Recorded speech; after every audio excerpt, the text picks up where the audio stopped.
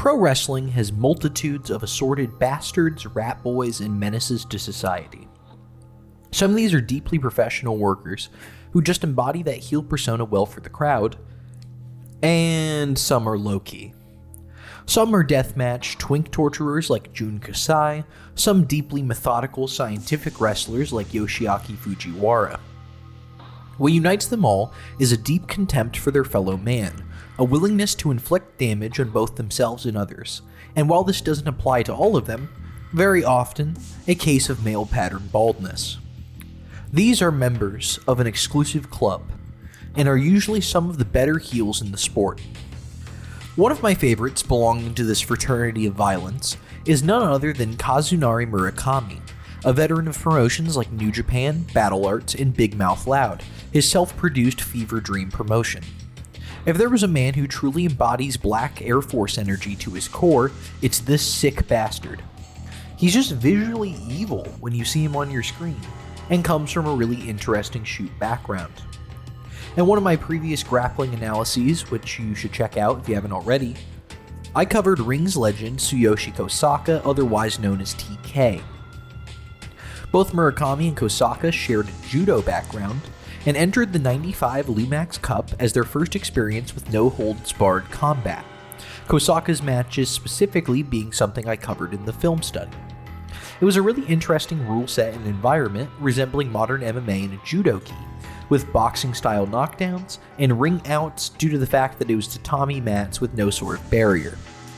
Kosaka won the tourney, with Murakami also getting some wins, but young Kazunari wanted more of a just bleed style experience. This would lead to him winning the first ever fight Pride ever held, submitting John Dixon via armbar and ushering in a golden era of the sport in Japan. He would go on to have a few more fights, including a fight on a boat going down the Amazon River. Yes, really, the card also had Rocky Romero and a young Shinsuke Nakamura on it, but he quickly shifted his focus to the king of sport.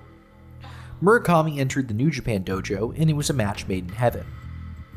Inoki unsurprisingly fell in love with him as a prospect, naming him the Heisei Terrorist, here to raise hell on the pro-res landscape.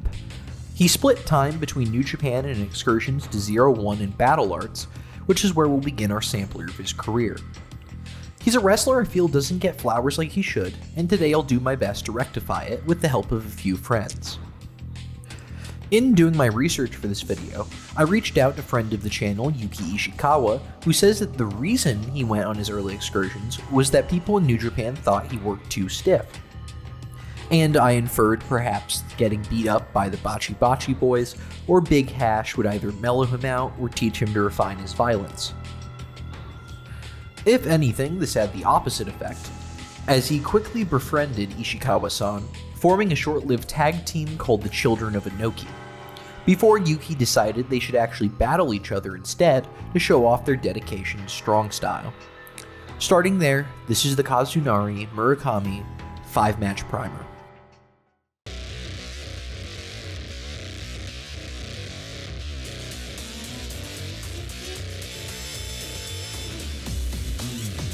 So much of what makes this match so compelling is that both Yuki Ishikawa and Kazunari Murakami are doing so much to set the stage before they even interact.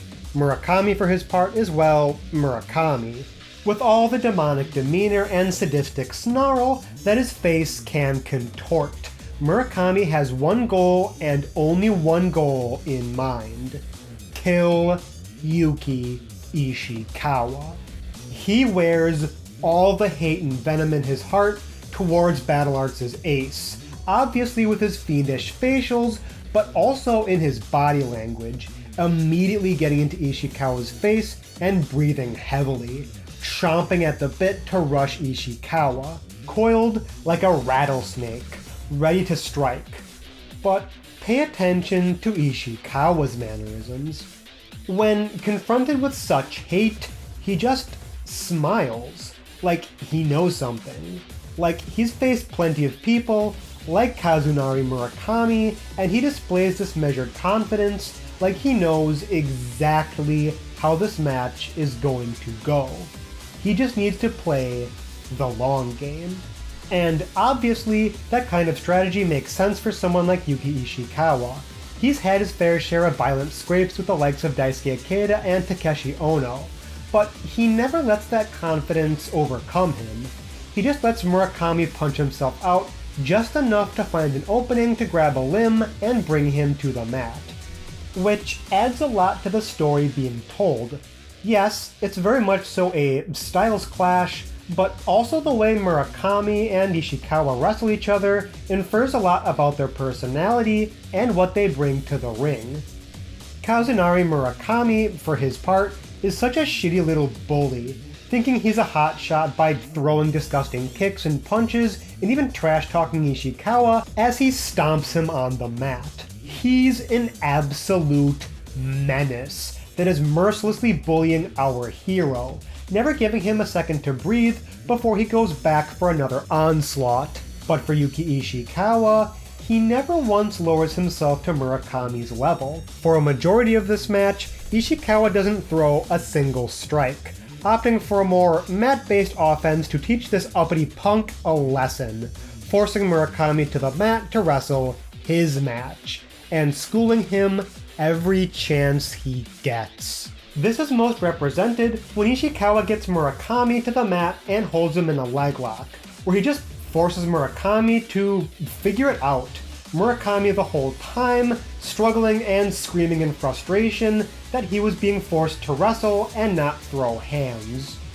It isn't until the match descends into chaos on the outside as both men brawl, where Ishikawa's patience gets tested as he receives some hellacious kicks from Murakami and a disrespectful boot scrape from Murakami as blood from Ishikawa's mouth becomes visible. As Ishikawa slowly stumbles into the ring, his face reveals one singular phrase: "Enough is enough." Here's the thing about bullies. They can be as big and bad as they want, but all it takes is one singular pop in the mouth and they crack like an egg.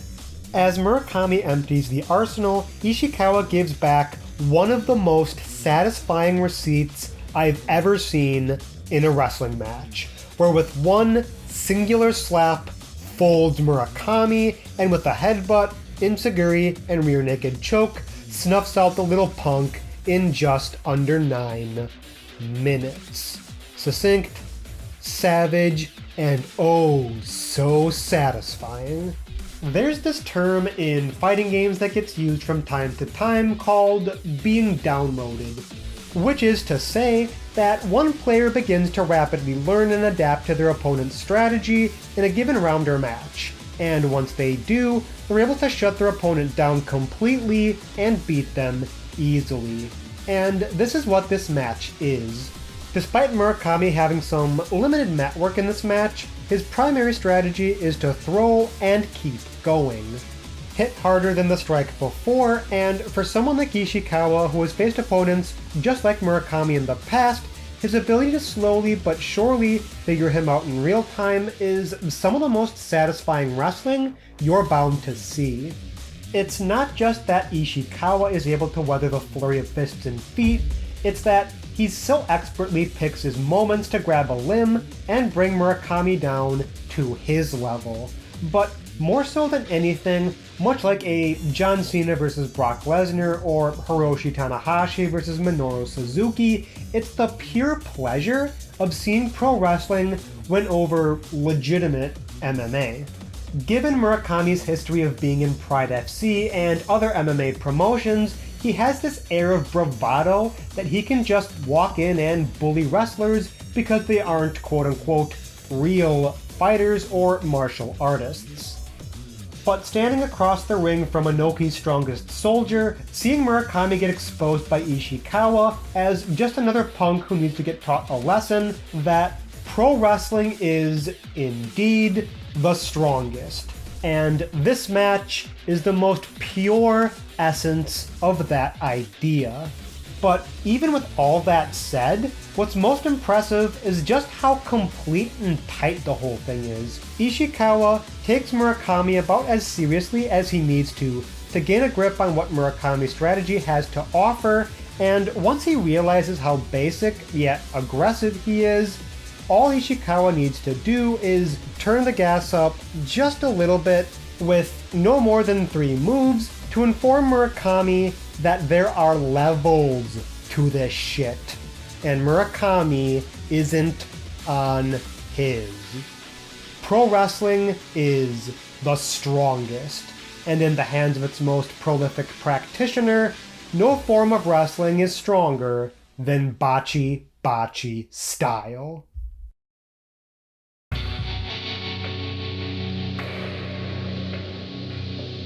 A few years later, Murakami has returned to New Japan Pro Wrestling, where Inoki's formerly wayward son has enjoyed a well-deserved push as part of Makai Club, a silly but unironically cool faction which is basically what if the Ministry of Darkness or House of Torture were a cult that worshipped Inoki as a living god, and they were all MMA fighters.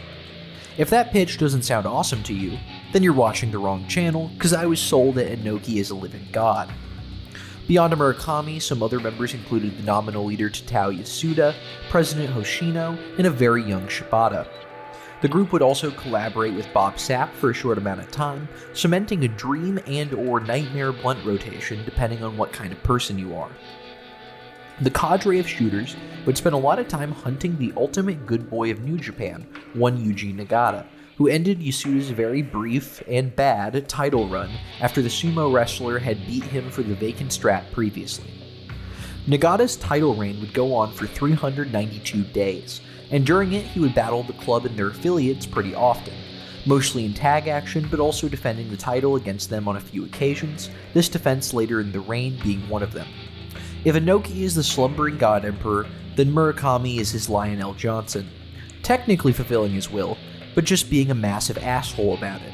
And his crusade to bring Inokiism to the top of New Japan necessitates he eliminate Nagata, the stalwart defender of strong style. Apologies in advance, because we're going to only use still images for this match. It's too good not to review, but we also have to contend with New Japan and TV Asahi. Murakami enters flanked by his companions, looking very much the part of low-key but Japanese, and he sports a nice red jacket and some MMA gloves, looking very much the part of a shooter. Nagata, in contrast, walks out with his trademark somewhat disheveled expression and sick robe and chain, wearing the face of a father woken up too early on Christmas morning. Nagata flashes open his robe, revealing the title, and really interestingly, Murakami initially stares not at his face, but laser focused on the belt, a neat character choice I appreciated. Eschewing a tie-up, Murakami blitzes Blue Justice and very quickly turns a clinch in the corner into a barrage of strikes, going from very MMA flurries to some lovely corner stomps. Murakami is a really interesting mixture of being a full-on Yukai-style shooter and a classic strong-style heel, and if you watch enough of him, you'll see him weave in and out of the two styles. Murakami takes a sweet time giving him a break, but once he does, make sure to taunt the champ, and immediately pounces as they meet again, taking him down with a headlock throw. Murakami takes mount, but gets swept immediately, and it's here I'll introduce a concept for Murakami's grappling in his pro-res matches. It's clear at this point he's trained not just judo, but some BJJ, and it manifests itself in his mat work in what I can only describe as spooky grappling that serves as the perfect foil to typical wrestling. He's going to present an MMA problem, and Nagata will respond with a pro-wrestling solution. You can see this as Murakami tries to play De La Hiva guard, but Nagata simply stands him up, blasting body knees and tossing him off with a belly-to-belly. He gets some stomps in of his own, and it's evident that the champ is not a pushover despite falling on the side of good. Nagata decides to engage in the ground game, going for a leg lock then gilly, but Murakami's spooky-type grappling reasserts itself, passing guard with a headstand and going for the armbar, something that is something of a signature of his. As I said, Nagata presents a pro-wrestling solution, switching to an arm lock of his own that ends with a rope break. Blue Justice beats him down until Murakami snatches an arm lock, holding it long after the rope break and notably going after the referee, which ironically gives Nagata time to breathe as he lays on the outside. While trying to enter the ring, Nagata gets flung back into the barricade, getting some magnificent color. Makai Club tries to engage in some House of Torture style shenanigans, but like the intelligent babyface that he is, Yuji has brought his squad, and they keep him mostly insulated from their attacks. Another throw and armbar visit upon Nagata after he returns to the ring, and it's here we see the true extent to the sadism of Murakami, putting Nagata in his own hold and lapping up his blood. He seems to be entering a mania, and pays for his lack of care with a boot and enziguri sent his way by the champ. Responding like a true hero, Blue Justice throws some disgusting knees and goes for another arm lock, first simply cranking the arm before lashing it over his shoulder standing and turning back to the submission attempt, even tearing at one of the gloves. The bully has been put in his place, and only a distraction by Hoshino can buy him a sleeper attempt, which gets thwarted by a footlock. Both men unload what's left in the clip, and finally an exploder puts down the bald fighter. Such is the animosity between the two that the champ puts him in the Nagata lock after the match to prove a point, even headbutting him once again. As Andos noted, Murakami is a bully, and his facade breaks quickly when faced with opposition. Something Murakami shows off a lot in this match, and the prior one, is his willingness to eat as much punishment as he had previously doled out when the babyface comes back, and it's something I really appreciate. Much like a Stan Hansen, if he takes liberties with you, you can do so with him, and I think he's very cognizant that he's here to make the ace look good. For a guy with such an air of insanity, it's very giving work. 4.5 stars.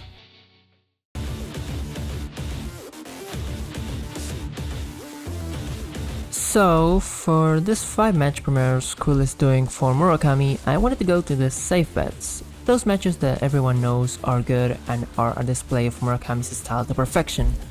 Although perfection doesn't exist and should never do. If I had to pick a match from Murakami that is great and both accessible, it definitely would be his match against Katsuhiro Shibata at the first BML Illusion pay-per-view, not only because of its context and its importance for establishing BML as what it would be, but because of the relationship both men had with each other. See, Murakami and Shibata were pretty close to each other in the early 2000s, wrestling for New Japan, and they had a lot of interactions together, even one where Murakami absolutely rattled Shibata and left him a bloody mess in Ultimate Crush 2, live at the Tokyo Dome. Both men will face each other in the main event of BML Illusion in a match that had fans riled up and excited to see what would the promotion offer in the main. In fact, this being BML's first show was enough pressure because unlike any other project during this time, it seemed like BML had something different to offer and something good. So Murakami vs Shibata was the perfect presentation for what would BML become. And this is also interesting because these are two boys from New Japan's dojo personally chosen by Antonio Inoki to represent the company's spirit, and they are here battling out in front of a packed Korakuen that desires blood and girth. And boy oh boy do they have that. This match is a constant go go go where Murakami's aggressiveness meets the best Shibata that was seen up until that point. These are two guys that are in sync with each other in a way that feels so natural and not choreographed, because both share the same philosophy. If he dies, he dies. It's obvious Shibata is a menace, but it's not enough to face the demon in Murakami who looks like a psychopath and wrestles like a maniac, because he is, and because if you wish for something real in pro wrestling, there's no one like him. I think Shibata realized this because the type of things he pulls up in this match feel desperate, like trying to end this guy's life for good and getting past this. I mentioned the pressure before, and I forgot to mention that while all of this is happening, shoot-style legend Akira Maeda is watching this. So you have all the reasons to watch this too. I'm not going to tell you the specific things happening in this match because I don't want to take too much time out of everybody, and I want to make this quick but good enough to live up to what Squill is doing. But I'll tell you this, in less than 15 minutes, Murakami and Shibata make you understand what BML is all about and what they're all about too. This match feels like a sprint in a good way because this type of fuck it why not action would be a trademark for BML style in the year 2005 going into 2006, where wrestlers like Shibata, Murakami, Minoru Suzuki, Takeshi Morishima, and many others would be part of this short-lived promotion that will feel like a Pandora's box in the scene during this time. Great match, fantastic fight, and legendary pair-up that definitely should have had more matches together.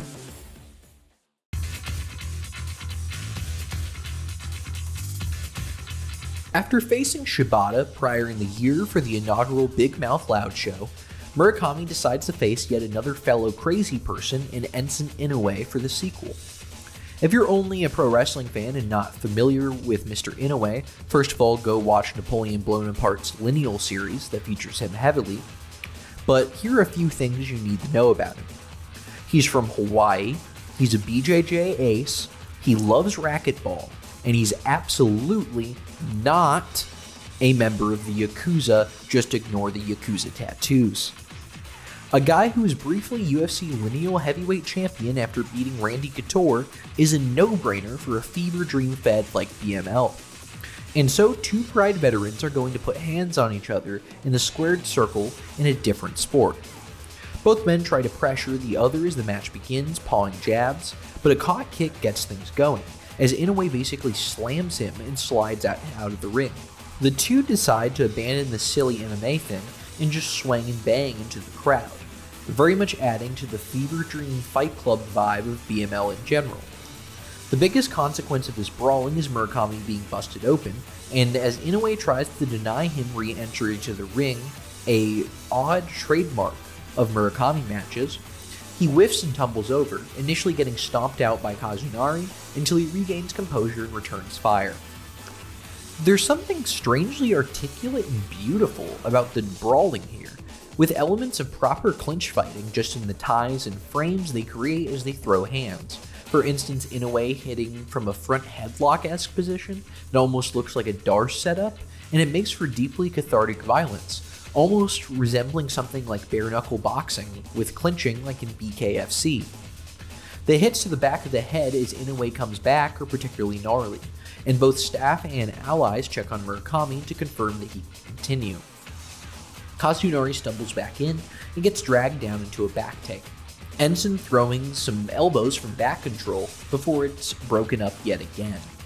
Somehow this seems to have woken up our protagonist, who begins jaw-jacking with the Hawaiian, who in turn responds with some hefty punches that I highly doubt are worked. This results in the Heisei terrorist getting bitch-slapped back to the outside. Inoue goes for a standing anaconda choke, but Murakami slips out to pull guard, playing an open full guard and chaining his signature armbar into a toe hold. The resulting scramble is awesome, with the Kimura reversed into an armbar, but once again these gentlemen end up separated by the ropes. Murakami ducks a bus driver style uppercut and shoots the single, and is initially stopped but ends up landing a beautiful Northern Light suplex. From here it's a quick path to the PK and the win for Murakami. In an interesting inversion of the previous match, here Murakami is the one defending pro wrestling from MMA, and he does so well, accomplishing quite a bit in a relatively short runtime of just under 10 minutes. Murakami is the closest thing this match has to a babyface, and does so strangely well for a man so visibly evil. BML would only go on to hold 8 events total, but it was gloriously strange while it lasted. 3.5 stars.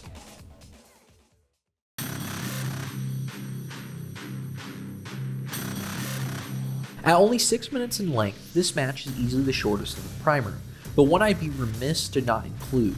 I think it's interesting to include, both due to the sheer insanity, and also because it shows us Murakami out of his element a bit in a stipulation match. We find Murakami yet again showing a state of pure depravity.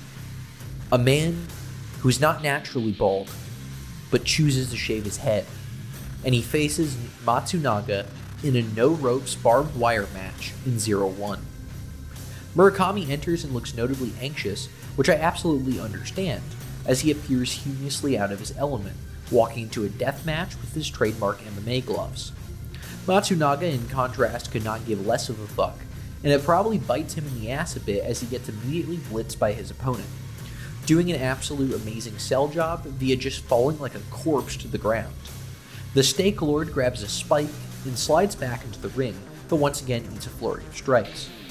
Murakami is basically seeking a ground and pound finish, but like he normally does, the deathmatch psycho avoids certain defeat via cruelty, jamming the spike and taking control for himself, pushing the fighter against the barbed wire ropes. Eventually he picks an obvious target in the shiny bald head of his foe and goes after it, jamming it with a fork, then taking the battle ringside, tossing the terrorists into chairs. No one is safe, not even a young boy ringside, and thus Matsunaga goes after one like Anakin Skywalker murdering a bunch of lumpy space orphans. Like a defiant hero, Murakami assumes a stoic pose back in the chair, ready to play dirty with the deathmatch ace. He tries to hit his usual spots, however, striking combo the judo throw, but just as rock beats scissors, fork beats head. And Matsunaga scores a sweep via forktality, an underrated BJJ move we've seen Jon Moxley use, and I'm sure one of the Gracies used it back in the Valley Tudo days. Murakami is really starting to gush here, and it's then that Matsunaga's utensil frenzy reaches a fever pitch. In his home sweet home, he keeps Chrome next to his foes, and he even goes after the referee, giving him a taste of metal as well. Unfortunately for him, Karma is a bitch, and the referee offers a slap-based retort, stunning him enough that Murakami lands a great punch. Unlike a lot of pro wrestlers, Murakami's quote-unquote worked punches look great, likely because he's just actually hitting you, and he lands a majestic left hook to the jaw that once again elicits a great sell by his dance partner. Murakami hits full low-key sponge gar energy and properly lands the judo throw from before, chaining it into a quick sleeper. Matsunaga tries to jam his hand, but it's a little too late, and Murakami gets the win. This match isn't a masterpiece, but a really interesting look at our protagonist out of his element. To his credit, he takes the stipulation match as deadly serious as he would any other, and elevates what would be a subpar Matsunaga match into one that's incredibly charming.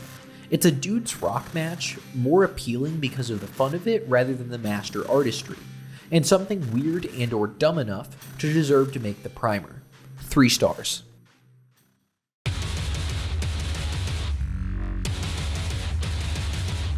Murakami is one of those wrestlers who doesn't clearly fit into any one promotion given his eccentricities. One of those too weird to live and too rare to die. The fact that he was so favored by Inoki is very telling to me. Inoki first and foremost loved a weird project developed amongst his prospects, from Kazuyuki Fujita and Josh Barnett to Hideki Suzuki or Bob Sapp. Men like Murakami give pro wrestling its beautiful variety. People who go out there and do their own things, uninterested in seeking anything other than gratification that comes from doing what makes them satisfied.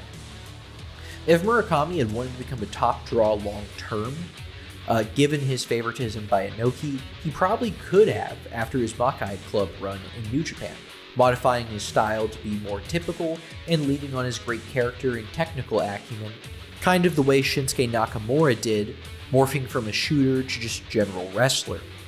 Lord knows worse workers have been able to stay at the top of the promotion, cough cough, evil cough cough, but he didn't, and spent most of his career bouncing around the indies, which goes to this day, in recent years competing at events such as the Astronauts KT Dawn shows. His unique style isn't quite strong style, full-on UWF, or Bachi Bachi, but a mix of the three, sort of reminding me of someone like Nakajima, who can basically work at any major Japanese company and work more to the territory's style whilst retaining their own identity. Not compromising yourself stylistically or artistically is what defines a lot of my favorite underrated workers like Sheamus or Tim Thatcher, and Murakami does that and more. More importantly than anything else, however, he's so damn fun to watch, an expressive worker who's absolutely electric when the spotlight is on him. Wherever you are, Mr. Murakami, your work is deeply appreciated, and also please don't take what I've said about you personally. Hopefully these matches can serve as a good jumping off point for those of you who are unfamiliar with them. Until next time, my name is Squill, this is Wrestling with the Narrative, and if you don't like, subscribe, or donate to my Ko-fi via the link in the description, Makai Club will be raiding your residence.